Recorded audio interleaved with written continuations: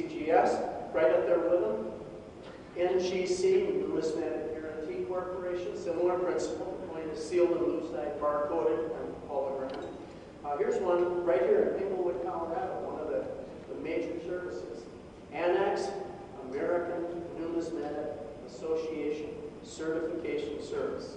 Complicated acronym. This is a key date Morgan dollar that Annex has put in one of their lucite holders, but they've indicated the coin has been cleaned. And by the way, folks, here's Commandment 1 of coin collecting and investing. Thou shalt not clean thy coins. Thou shalt not clean thy coins. Collectors and investors want original pieces, even if it looks dirty and crummy. Don't clean your grandfather's coins or whatever you have. Whoever buys this coin will, oh yeah, this one has been cleaned. I can't expect the interest in it or value for it to be as great as if it had been left untampered with. And here's the fourth service, International Coin Grading, ICG. In my opinion, PCGS and NGC lead the pack, but Annex is closing the gap very rapidly, the one that's in Englewood. ICG is number 4 in my opinion at the moment, but any of them are reliable agencies to be buying coins authenticated and certified by.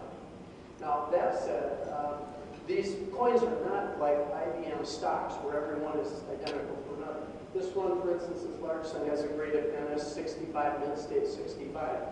Well, just as if all you guys were wine experts and I brought out 10 bottles of Bordeaux from the same vintage in different chateaus and had you blind taste them and say, rank them 1 to 10, there would be, you'd all probably agree on the top 3 or 4, but is this one, is Chateau Lafite first, 4th, 3rd? There would be some difference. So it is important when if you're strictly an investor and you don't really want to learn about this coin stuff, it's important that you establish a relationship with a dealer, and there are many good, honest ones out there. There are also some who are used car salesmen. You have to do a little investigation. But, you know, hey, Joe, my coin dealer, I want to get an MS65 Larson. Can you get me one that is a good, solid specimen and will command interest? What I suggest that people do, if they, in the early going, buy a coin, an inexpensive coin, relatively inexpensive, from a dealer, and then just put them in area coin shop just one time and shop it around. Pretend you paid $100 for a coin. Go dealer to dealer and say, I'd like to sell this for 110. If they look at it and say, oh man, I wouldn't give you more than 20 for that, you may have picked the wrong person to buy coins from, but you have found out in the early one. But if they look at it and say, 100, I think I could do 90 on that one, then good. You know, there will always be a gap between retail and wholesale, but it'll be close. That's what I would recommend to you. The history of the Denver Mint, very quickly. Let's segue over to that. I know I'm short on time here. Clark and Gruber established the Denver Mint by selling their building and their equipment to the Mint. There's kind of a curiosity about the Denver Mint. I've always wondered about it, not yet done the research on it. From 1863 to 1906, no coins were minted here. They had a mint. They used it as an assay office.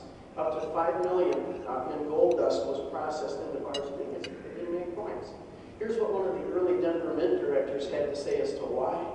Quote, the hostility of Indian tribes along the route, doubtless instigated by rebel emissaries, there being a civil war, and bad white men. That was the reason why there weren't many coins. Well, the Sand Creek Massacre of 1864 and its aftermath in 1865 and the Ute Rebellion of 1878 were the last Indian hostilities. Bad white men. You can always find bad white men. Some speculation as to why no coins were made, but they just functioned as an assay office. There was a mint in San Francisco established in 1854 and one in Carson City, Nevada from 1878 to 93.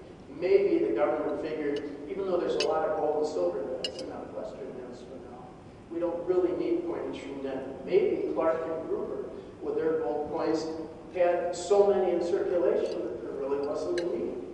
Possibly the Bland-Allison Act and the Sherman Silver Purchase Act, which early 19th century report, it had the government as buyer of first resort for Colorado and Nevada silver, to be made into millions of silver dollars that didn't circulate that collectors love today.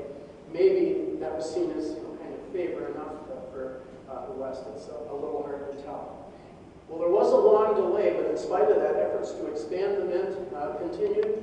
In 1896, for $60,000, the present Denver Mint building on Delaware and West Colfax was assembled. Coinage began in 1906 to the tune of 167 million dimes, quarters, half dollars, $5 gold pieces, 10s and 20s, and the mint in Denver was on its way. Today, the Denver Mint makes more coins than any other U.S. mint. Thank you, ladies and gentlemen. What questions and comments have you got for me? How about some questions and comments? Anyone? We're a little short on time. Okay, short of time. All right. If anyone has a question or comment, please come see me after the presentation.